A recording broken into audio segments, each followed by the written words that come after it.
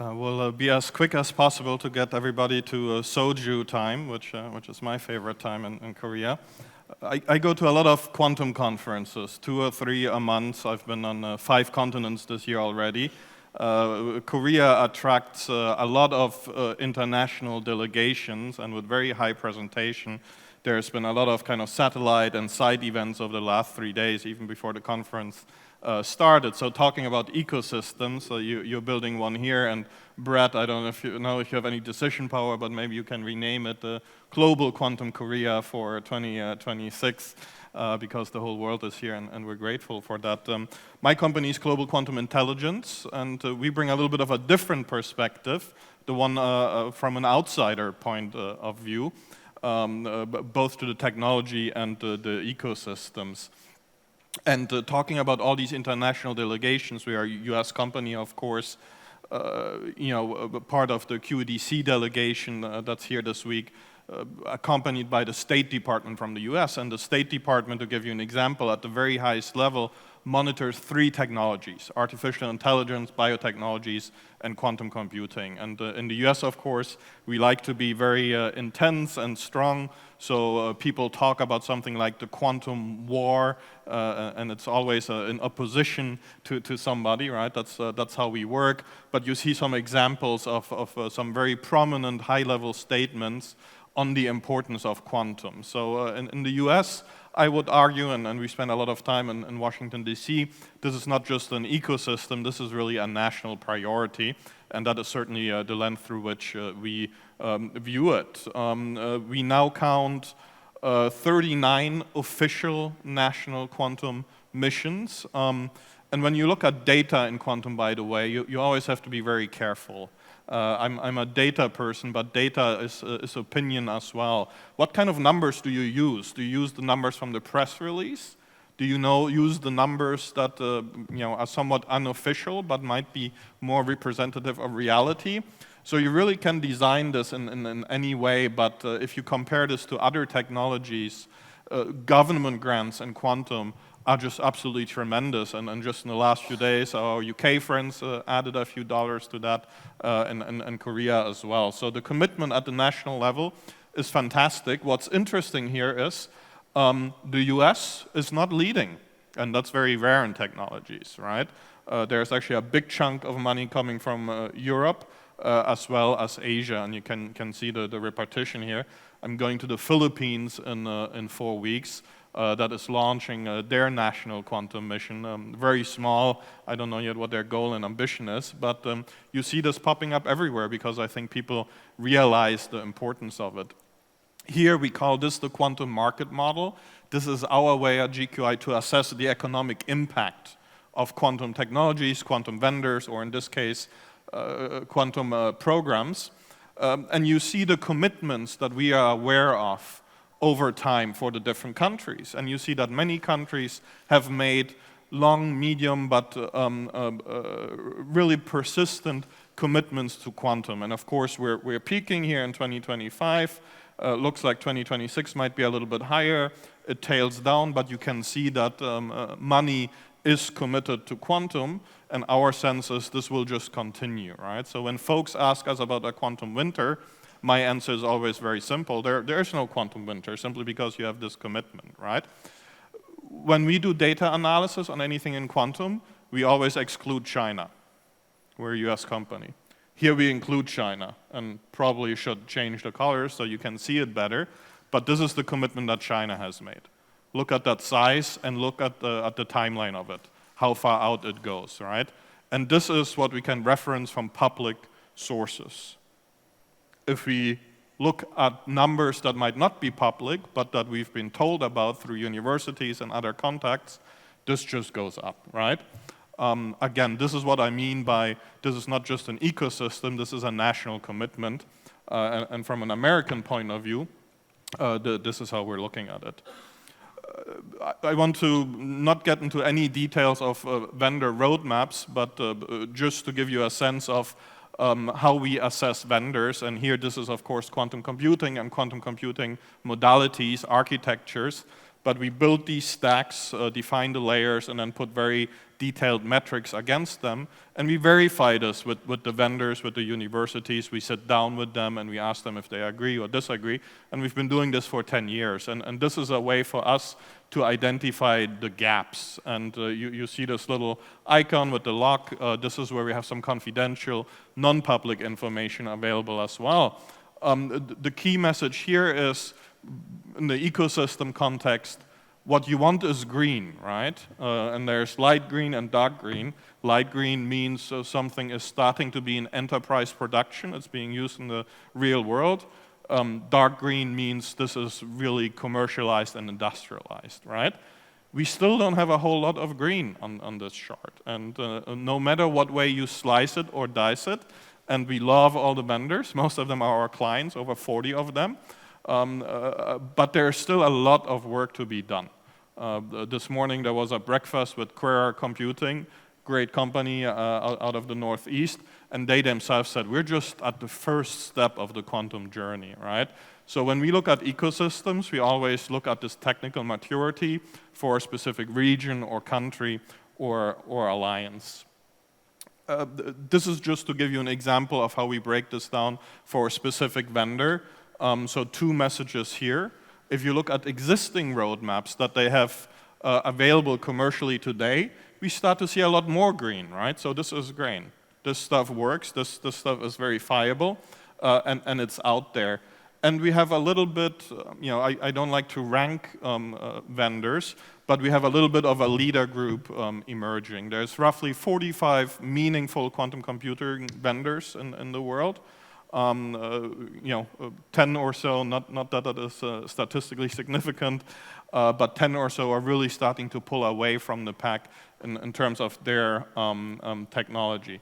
And when you look where those companies are, it is the US, it is the UK, it is France, it is Finland, and those are the markets that seem to have the strongest footprint here. Just to give you another example, and these are then roadmaps. So here the red is back again, right? So this is just to give you an idea of the maturity level. Something that is important in this ecosystem context and often neglected when it comes to product maturity in quantum computing, and sorry for focusing on that and neglecting quantum sensing and quantum safe, but is this aspect of interconnects. Pretty much every architecture out there, every vendor out there needs some sort of interconnectivity to scale to a universal gate-based quantum computer. And these interconnects are extremely rare. Currently, stuff that is promising, you can find it in only 2 countries. And then there's maybe 1 other country that has emerging technology in that space. So from an ecosystem point of view, and Celia Merzbacher from the QIC, who everybody has met at this point, I believe she does a fantastic job, asked me this morning, Andre, when people ask you where companies should go, and a lot of companies ask us where in the US they should open an office, I don't tell them a region where they should go. They probably should go to Chicago because I went to school there and it's absolutely beautiful designs. But I don't think in terms of locations. I think in terms of partners. What kind of partner do you need? If you're a quantum computing company from Korea, do you need interconnects, for example, right? So then you have to go to a specific place in the UK, in the US, and Canada to find this interconnect technology. So this is from an ecosystem point of view how we think about that. Again, another example, just with the same type of framework, looking at challenges that stand between today and tomorrow, getting to these large-scale systems. From an ecosystem point of view, and we can show you heat maps on a world map of where academic groups are located around this. We're talking about really meaningful fragmentation here, right? So this is very spread out and still very, very small in all of its efforts, and lots of work to be done. Here 3 or 4 slides just to make the point that quantum software is often being neglected in this aspect of ecosystem. And again, shout out to Preeti in Chicago with the Quantum Algorithm Institute. This is something that we want to see more of. Because if you look at quantum software, it's a mess. You have PaaS, you have PaaS challengers, that's platforms as a service. You have PaaS aggregators. You have, and if you want a copy of the slides, I see people taking pictures, just send me an email. You have algorithms as a service. You have service as a service, software as a service. So you have all these different kind of flavors of software. The software stack of the full stack is extremely immature, extremely fragmented, and this is a huge sore point in the overall ecosystem when, again, you look at commercializing your technology. And this is something I would encourage everybody to think about. Quantum resource estimation, this is more, again, tying it back to the end user markets. I'm sure you're all familiar with how QRE works, that looks at the algorithmic requirements on a quantum computer and what is actually algorithmically feasible. Quantum chemistry, dynamics, materials, of course, are early here. So, also encourage you to understand where the end users are, in what markets and what ecosystems that might represent this, right?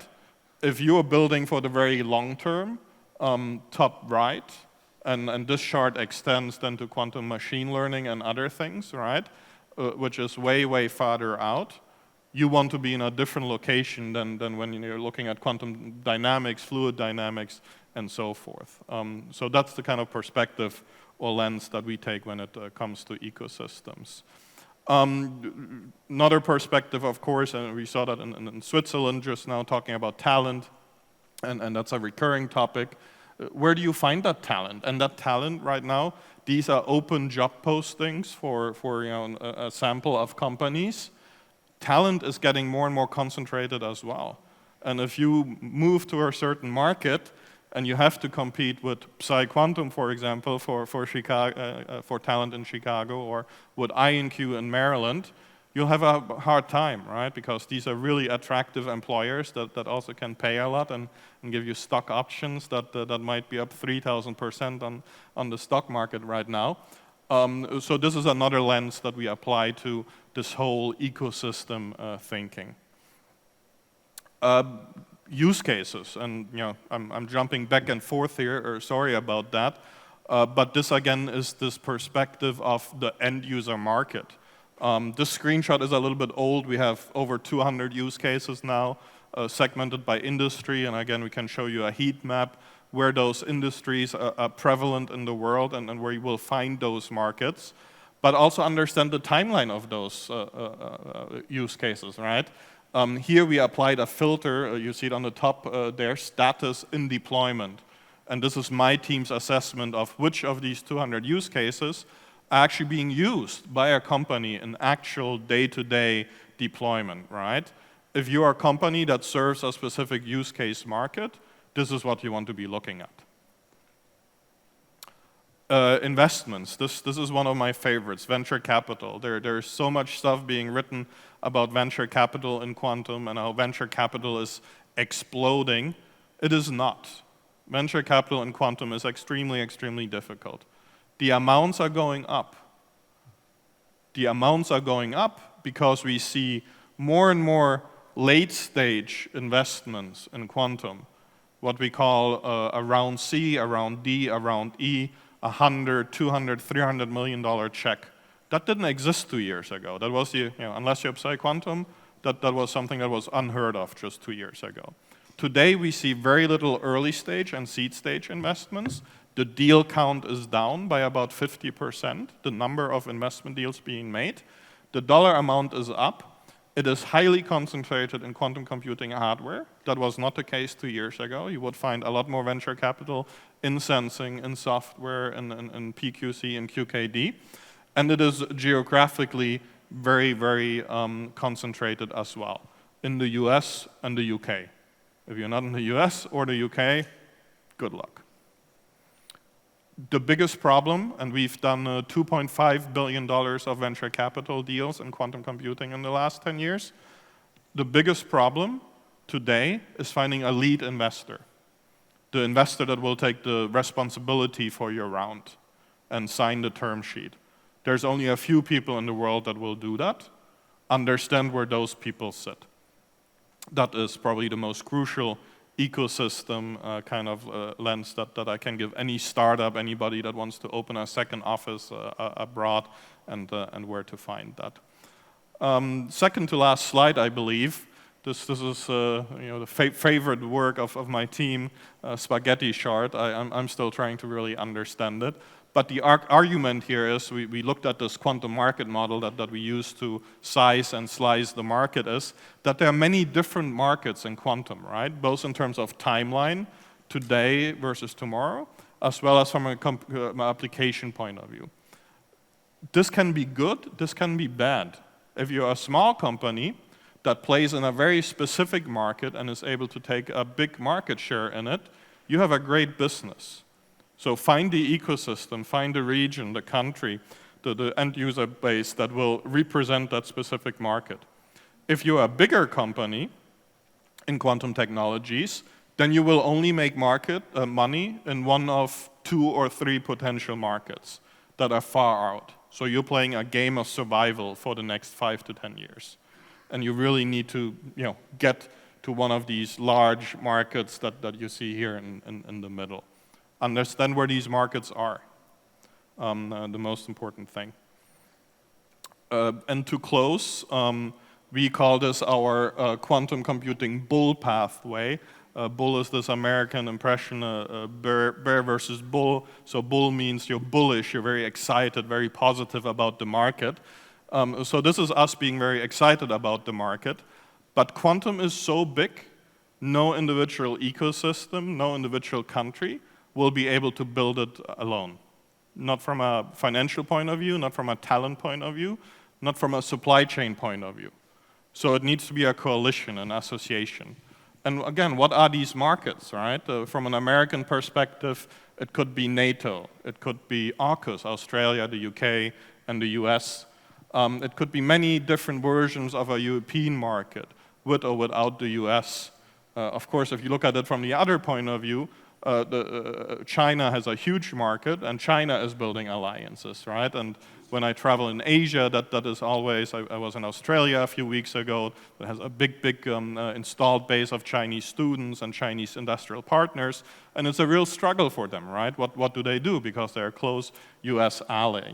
So again, understand where your market is and what kind of geopolitical partnership model might affect you and what that means for your company. This will be absolutely crucial in the next couple of years, as it will crystallize around probably 2 of these big markets. And I was talking to Steve, the CEO of Riverlane, this morning. Shout out to Jonathan. The UK is at the middle here. Probably not a coincidence either. I'll send you the slide. You don't have to take pictures. But a very important perspective. So that's how we look at ecosystems. I hope that gave you a little bit of a different view on how it works. We love all these ecosystems that folks are building. It's really amazing. But we think there's also a different lens to apply on how to make that decision. And of course, happy to take any questions, but I think we're out of time. So we might do that at networking. And if you have any questions, feel free to reach out, and happy to share the slides. Thank you so much.